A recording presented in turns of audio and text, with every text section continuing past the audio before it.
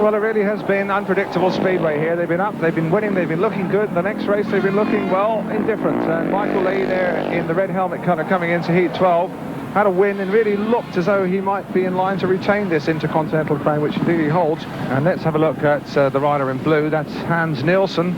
Well, he's the Danish crown prince. They say the boy who's going to follow Ollie Olsen onto the winner's roster in the world final. He was disappointing at this stage last year, we remember. And he's got a lot to do here. He's only got 2 third places. Bent Rasmussen's in grid number 3. Unless he really starts getting weaving, you can discount him. And Ollie Olsen, the other great Dane, well, he needs some points here because he's only got 2. And Ollie, a shadow of the former majestic Dane that we saw dominating so many World Championship events back in the 70s. 3 times world champion, of course, Ollie Olsen. And indeed, he's won this crown before, too, in 1978. So Olsen and Lee looking for points, and Nielsen in there as the spoiler. Heat number 12.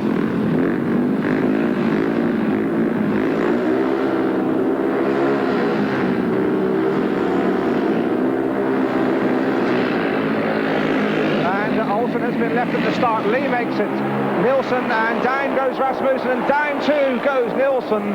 It was always on that one, and I think it was probably caused by Nielsen. A nasty moment on the first corner. Michael Lee is out of trouble. There is Hans Nielsen. There's Rasmussen, you can see, just getting some aid. It was terribly tight. Where did the trouble come from? The start, you can see they're terribly impatient. Olsen gets squeezed out on the outside. Lee makes the start from the inside.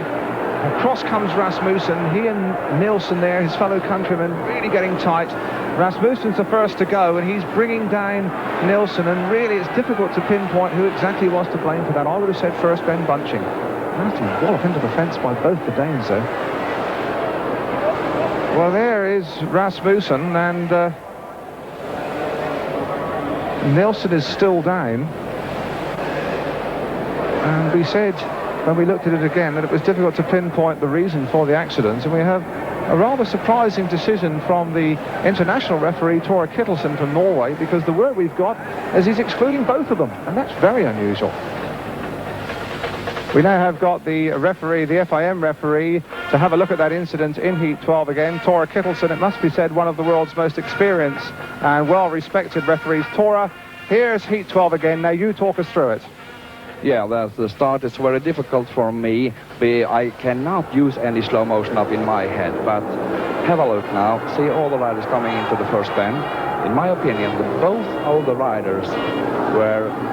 Come and have a look now. You see the rider in white. That's rider white, slow down. I cannot see that the rider inside him is touching it at all. Is going down, laying down, go into the fence. The next rider still riding, but now he is laying down, coming down and going right into the fence. That's Hans Nielsen. Yes, that's Hans Nielsen. They were both, in my opinion, both equally to blame. Equally to blame, yes, and therefore I had to stop the race and rerun with the 2 other riders. Most unusual. 2 riders excluded, 2 only left in. Michael Lee on the inside, Ollie Olsen on the outside. Olsen only has 2 points so far.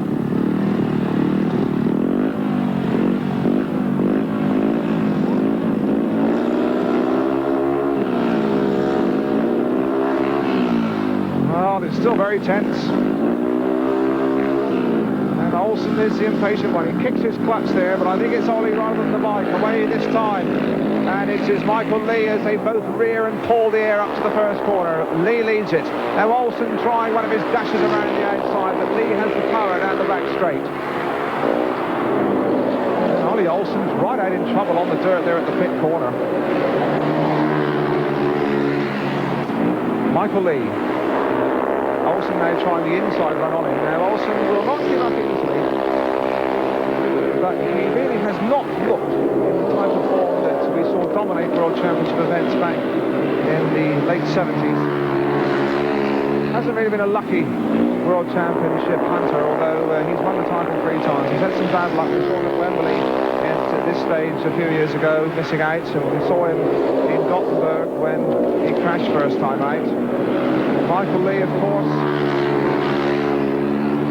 well, he was third last year, Mike Lee. We saw him in Gothenburg in the rain in 1977. Was the Crown Prince of English Speedway. Looks like he's going to make the final this year anyway. He wins it. Second place is Olsen. So something of an anticlimactic heat.